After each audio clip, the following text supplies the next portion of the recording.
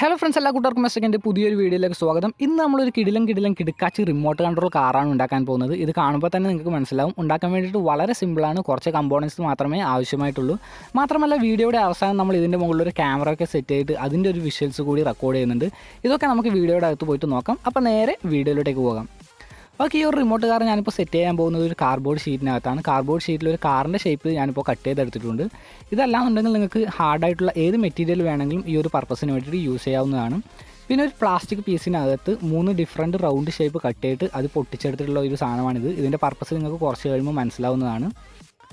അതുകൂടാതെ സ്ട്രോ അല്ലെങ്കിൽ ലോലിപോപ്പ് സ്റ്റിക്കിൻ്റെ 2 ചെറിയ പീസ് കൂടി കട്ട് ചെയ്തെടുത്തിട്ടുണ്ട്.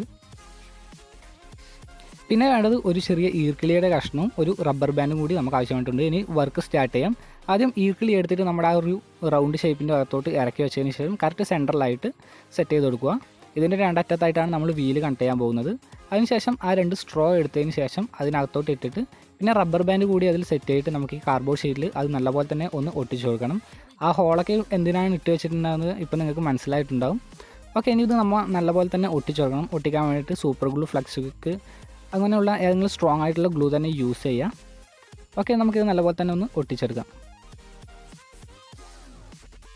ഓക്കെ, ഇതിപ്പോൾ നല്ലപോലെ തന്നെ ഒട്ടിച്ചെടുത്തിട്ടുണ്ട്. അതിനകത്ത് നിന്നിട്ട് നല്ലപോലെ തന്നെ അത് സ്മൂത്തായിട്ട് റൊട്ടേറ്റ് ചെയ്യുന്നുണ്ട്.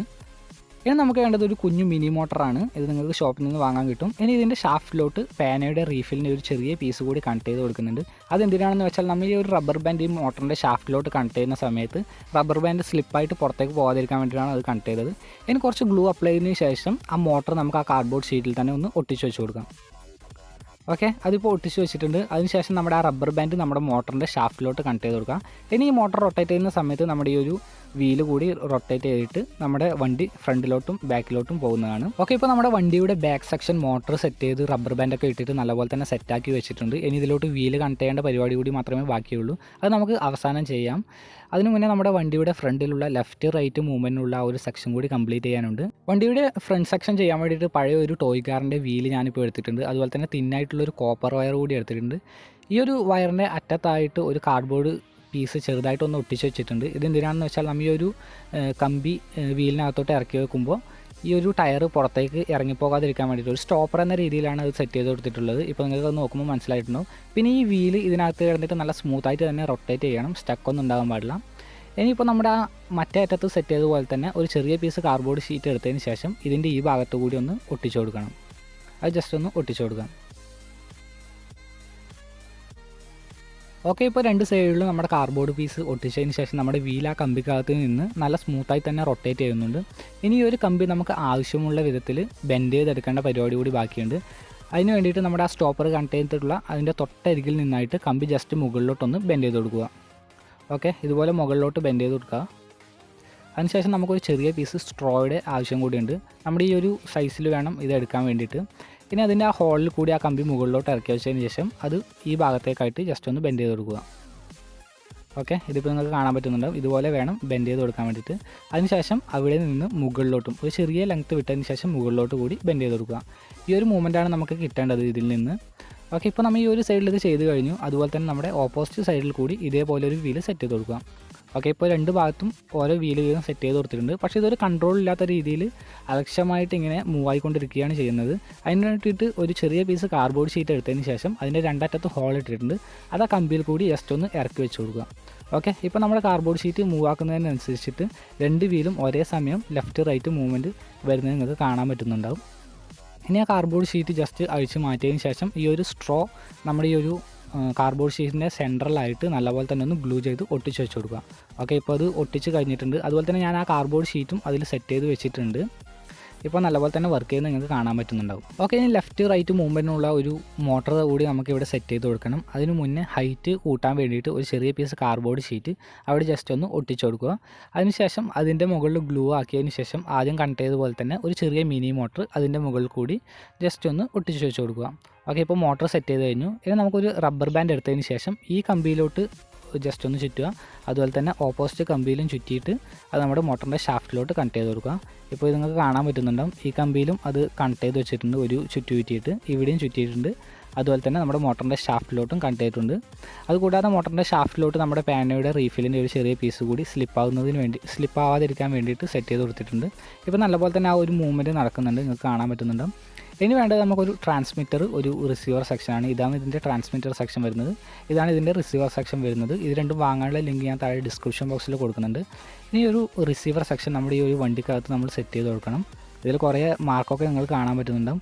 LM, RM അത് ലെഫ്റ്റ് റൈറ്റ് മൂവ്മെൻറ്റിലുള്ള മോട്ടർ കണക്ട് ചെയ്യാനുള്ളതും, പിന്നെ M-, M+ എന്നുള്ളത് നമ്മുടെ ബാക്ക്വേർഡ് ഫോർവേഡ് വരാനുള്ള ആ മോട്ടർ കണക്ട് ചെയ്യാനുള്ള വയറാണ് വരുന്നത്. പിന്നെ ഇവിടെ ബാറ്ററി കണക്ട് ചെയ്യാനുള്ള ഒരു പോയിൻ്റ് കൂടി നിങ്ങൾക്ക് കാണാൻ പറ്റുന്നുണ്ടാവും. എല്ലാത്തിലും ഇപ്പോൾ വയർ സോൾഡർ ചെയ്ത് വെച്ചിട്ടുണ്ട്, നിങ്ങൾക്ക് കാണാൻ പറ്റുന്നുണ്ട്. അതുപോലെ തന്നെ ഈ ഒരു ഭാഗത്തായിട്ട് ആൻറ്റിനയുടെ വയർ കൂടി നിങ്ങൾക്ക് കാണാൻ പറ്റുന്നുണ്ട്. ഇനി നമുക്ക് ഈ ഒരു വയേഴ്സ്, മോട്ടറിലേക്കുള്ള വയേഴ്സ് ജസ്റ്റ് ഇതിലോട്ടൊന്ന് സോൾഡർ ചെയ്ത് കൊടുക്കുക. ആദ്യം ലെഫ്റ്റ് റൈറ്റ് മൂവ്മെൻറ്റിനുള്ള ആ ഒരു ഓറഞ്ച് വയർ നമ്മുടെ ഈ ഒരു മോട്ടറിലോട്ട് ജസ്റ്റ് ഒന്ന് സോൾഡർ ചെയ്ത് കൊടുക്കുക. ഓക്കെ, അതിപ്പോൾ സോൾഡർ ചെയ്ത് കഴിഞ്ഞിട്ടുണ്ട്. അതിനുശേഷം നമ്മുടെ ഫോർവേഡ് ബാക്ക്വേർഡ് മൂവ്മെൻറ്റിനുള്ള ആ ഒരു വയർ കൂടി ആ മോട്ടറിൽ സെറ്റ് ചെയ്ത് കൊടുക്കുക. ഓക്കെ, ഇപ്പോൾ മോട്ടറിലേക്കുള്ള കണക്ഷൻ മുഴുവനായിട്ട് കംപ്ലീറ്റ് ചെയ്തിട്ടുണ്ട്. ഇനി ഇതിലോട്ട് ബാറ്ററി അതുപോലെ തന്നെ ആൻറ്റിന കൂടി കണക്ട് ചെയ്യാനുള്ള ബാക്കിയുള്ളത്. ഇതിലോട്ട് പവർ കൊടുക്കാൻ ഞാൻ യൂസ് ചെയ്യുന്നത് 3.7 വോൾട്ടിൻ്റെ ഈ ഒരു ടൈപ്പ് ബാറ്ററിയാണ്. ഇതൊക്കെ നമുക്ക് ഇതിലോട്ടൊന്ന് സെറ്റ് ചെയ്ത് കൊടുക്കാം. അതുപോലെ തന്നെ ബോർഡും ഒക്കെ സെറ്റ് ചെയ്ത് കൊടുക്കാം. ഇപ്പോൾ നമ്മുടെ കാർഡ്ബോർഡ് ഷീറ്റിനകത്ത് ബാറ്ററി, മദർ ബോർഡ്, അതുപോലെ തന്നെ എക്സ്ട്രാ ഒരു സ്വിച്ച്, ആൻറ്റിന ഒക്കെ തന്നെ സെറ്റ് ചെയ്ത് വെച്ചിട്ടുണ്ട്. പിന്നെ ഇവിടെ റബ്ബർ ബാൻഡ് പൊട്ടിപ്പോയതുകൊണ്ട് വേറൊരു റബ്ബർ ബാൻഡ് ഇപ്പോൾ കണക്ട് ചെയ്തിട്ടുള്ളത്. ഓക്കെ, നല്ലപോലെ തന്നെ അത്യാവശ്യം നല്ല രീതിയിൽ തന്നെ ഇത് സെറ്റ് ചെയ്തിട്ടുണ്ട്. ഇത് നമുക്ക് സ്വിച്ച് ഓൺ ചെയ്യാം. എന്നിട്ട് ഇതിൻ്റെ വർക്കിംഗ് ജസ്റ്റ് ഒന്ന് കാണിച്ചു തരാം. ഇത് നമ്മുടെ ട്രാൻസ്മിറ്ററിലോട്ടും 3.7 വോൾട്ടിൻ്റെ ഒരു ബാറ്ററിയാണ് ഇപ്പോൾ കണക്ട് ചെയ്തിട്ടുള്ളത്. ഇനി നമുക്ക് ജസ്റ്റ് ഒന്ന് വർക്ക് ചെയ്യിപ്പിച്ച് നോക്കാം. ഫോർവേഡ് ബട്ടൺ പ്രസ് ചെയ്യുന്ന സമയത്ത് വണ്ടിയുടെ ആ വീല് റൊട്ടേറ്റ് ചെയ്യുന്നത് കാണാൻ പറ്റും. പിന്നെ ലെഫ്റ്റ് റൈറ്റ് മൂവ്മെൻറ്റിനുള്ള ആ ഒരു സെക്ഷനും നല്ലപോലെ തന്നെ വർക്ക് ചെയ്യുന്നുണ്ട്. ലെഫ്റ്റ് റൈറ്റ് നല്ലപോലെ തന്നെ വർക്ക് ചെയ്യുന്നുണ്ട്. ഇനി താഴെ വെച്ചിട്ട് നമുക്ക് ജസ്റ്റ് ഒന്ന് ഓടിച്ച് നോക്കാം. ഫോർവേഡ് ഓടിച്ച് നോക്കാം. ഓക്കെ, നല്ലപോലെ തന്നെ വർക്ക് ചെയ്യുന്നുണ്ട്. അത്യാവശ്യം നല്ല സ്പീഡിൽ തന്നെ വർക്ക് ചെയ്യുന്നുണ്ട്. ലെഫ്റ്റ് എടുക്കുമ്പോഴും നല്ലപോലെ തന്നെ ലെഫ്റ്റ് റൈറ്റ് ഒക്കെ മൂവ്മെൻറ്റ് നല്ലപോലെ തന്നെ വർക്ക് ചെയ്യുന്നുണ്ട്.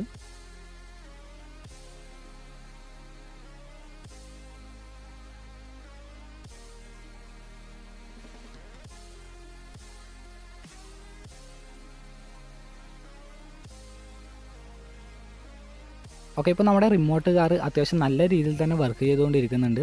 ഇനി ഇതിലോട്ട് ഒരു ക്യാമറ കൂടി സെറ്റ് ചെയ്യേണ്ട പരിപാടിയുണ്ട്. എൻ്റെ കയ്യിൽ ചെറിയ ക്യാമറ ഒന്നും ഇല്ലാത്തതുകൊണ്ട് ഈ ബാറ്ററിയുടെ മുകളിലായിട്ടൊരു സ്മാർട്ട് ഫോൺ ജസ്റ്റ് കണക്ട് ചെയ്ത് നോക്കാമെന്നുള്ള ഒരു പരിപാടിയാണ് ഉള്ളത്.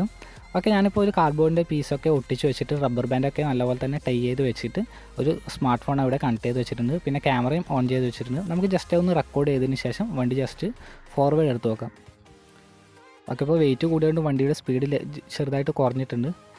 പിന്നെ വീഡിയോ അത്ര വലിയ ക്ലാരിറ്റി ഇല്ല, ചെറിയൊരു വൈബ്രേഷൻ, വണ്ടി പോകുന്ന സമയത്ത് ചെറിയൊരു വൈബ്രേഷനും വരുന്നുണ്ട്.